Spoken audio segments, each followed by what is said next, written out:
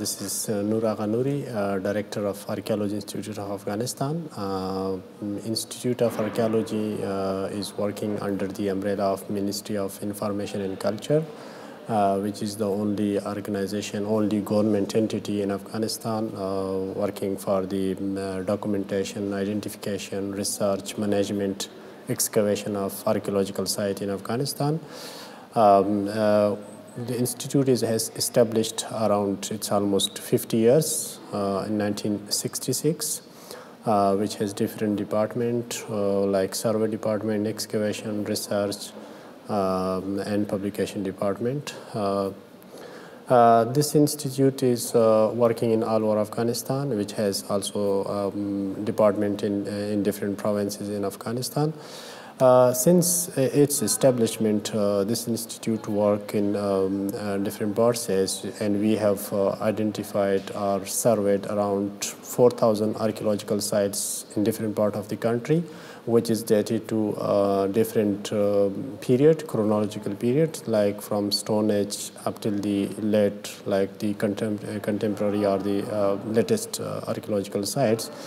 Based on the law of the protection of cultural and historical property of Afghanistan, like as we have a specific definition of the cultural properties, based on that, if any archaeological property, an archaeological object which has at least 100 years and which is important historically, scientifically, and artistically importance, we can say that is an archaeological object, and it should have at least 100 years. So based on the law, and this is the responsibility of the Archaeology Institute, that they should identify all those archaeological sites, and they should have list of national list of archaeological sites, and they should publish this for the public awareness, and they should have a specific signboard for those archaeological sites. So this is actually one of the basic and primary work of the archaeological site that they should do for the identification of archaeological site. So according to this procedure, according to the law, this law, cultural heritage law, we have identified around 4,000 archaeological sites throughout Afghanistan. And many of, we can say a lot of, in a lot of sites, we have did also the excavations in different parts, and we have collected some very good objects which has been transferred to the National Museum, and which is now kept there for the for exhibition, and people can come, and we also have some international exhibition of those objects as well. There are a lot of other things that Archaeology Institute of Afghanistan is currently working with different international organizations. Like we are working with the Oriental Institute of Chicago University for heritage mapping project. That is those archaeological sites which are still not identified. So we are working to identify those sites through scientific methods or a systematic survey. That we are using different maps like Corona or different maps which were used during the Soviet Union or other times. So we are working, and we have working to prepare a database of all those archaeological sites in Afghanistan. So this is one of our main projects that we are currently working, and beside other excavations and other things that we are busy. And we also have some like in sense of our activities throughout Afghanistan. The publication, we are also busy in that we are publishing our work through a scientific journal. You mentioned about the threats. You know, in Afghanistan, as it faces internal conflicts and war since around 40 years, and that's why we have a lot of issues and threats for our cultural heritage. Particularly, during this war, majority of our experts are professional. They have left the country and they were migrated in different neighbor or Western countries. So now as we are in a rehabilitation phase since 2002, but we have lack of professionals or experts in this field that how they can work in a professional way for the protection of cultural heritage. This is one of the big threats or issues for us. And for being a very good professional, you need times and you need to have some good partnership with international organizations to train the young generations. Particularly, for the restoration and conservation point of view of the cultural heritage in our universities, the universities are also very new, and we don't have these department in Afghanistan that who can produce professionals, conservators, and restorers. So we don't have this department there. This is one of the issues that we are continuously working that how we can solve this issue to have professional experts in this field. Similarly, archaeologists we have limited. Other issues that we have the security problem still that in Afghanistan since then, even there is no continuous war in Afghanistan, but still majority of the area is under the control of the government opponent peoples like Taliban or some other groups like Daesh and those people. So this is also another big threat issue for the protection of cultural heritage, that our professional can't go everywhere to identify or to manage those archaeological sites. And beside that, we have limited resources, funding for the protection of archaeological sites or overall the cultural heritage in Afghanistan. We have very limited resources.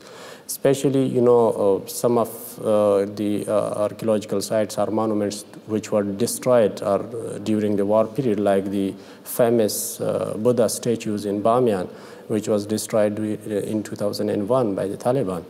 And our government is trying that how we can restore that Buddha statues. But for the restoration, you need expertise, you need the funding. So this is one of threats for us, our issue for us, that how we can find the money for that. In the recent years, the international donors are the countries who are supporting the cultural heritage, like from Western countries, Sweden or similar countries, who are providing funding for the cultural heritage. Most of them are, and UNESCO and other countries, other organizations, international organizations, they are mostly focusing on Iraq and Syria that for the rehabilitation of the cultural heritage in those countries. But mostly Afghanistan has been neglected since 2001 as we faced. Though still we are facing these issues in Afghanistan, but majority of the country is not interested to work in Afghanistan. So that's the funding is also another big issue for us. And another recently we are also facing that Afghanistan is under development in every part of it, like the infrastructures, minings, and development projects are currently has been there. And as I mentioned, that we didn't had a proper documentation of all the tangible and intangible cultural heritage, particularly the tangible cultural heritage monuments and archaeological sites throughout Afghanistan. But as these new projects, development projects is happening, so they are not considering the importance to those archaeological sites, and they are implementing like we have this gas pipeline project named TAPI, which has crossing from 3-4 different countries like Tajikistan, Afghanistan, Pakistan, and India. And this is a big project, mega project. And this project is crossing through different archaeological sites. So and mining extraction is also another issue that recently in Afghanistan it has been started. And as we surveyed different areas, in mining areas, it's around 20 mining areas currently identified in different part of the country. And all those areas have a rich archaeological heritage, historic monuments and archaeological remains. So one of the issues is that how we can both things can work together because both of them are very important for us. And based on the law, the culture heritage protection law, the government is responsible to protect the cultural heritage, though the government is now willing to do this. But sometime while implementing these kind of projects, there is no good coordination between these kind of organizations, or like the development ministries, Ministry of Urban Development and Mines and Agriculture, and with Ministry of Culture. So lack of coordination is also a big issue for us, that how we can solve this issue. For improving the culture, as I mentioned about these threats, there is also some other threats that we are facing, but as I mentioned few of them here, and that in the future, that how we would like to improve the protection of cultural heritage. One of the main things that recently we have started the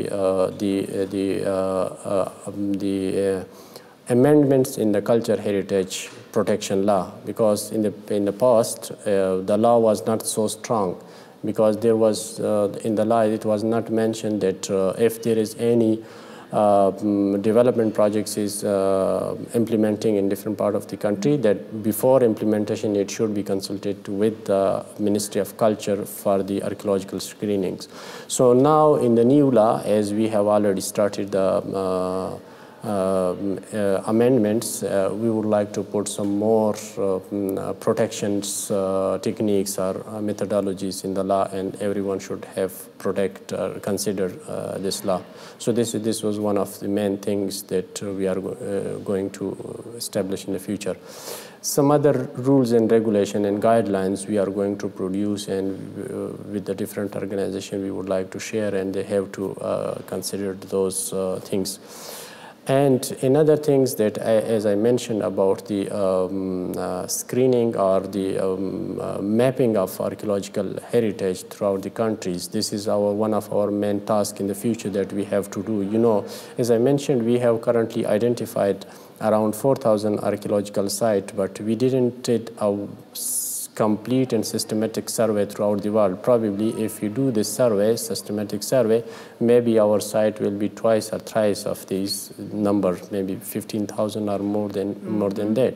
So this is one of our things. First identify, and we should have a national heritage list of all those archaeological sites to be published for the public awareness, and also with the relevant organization that should keep in mind, it should have proper steps for their protection.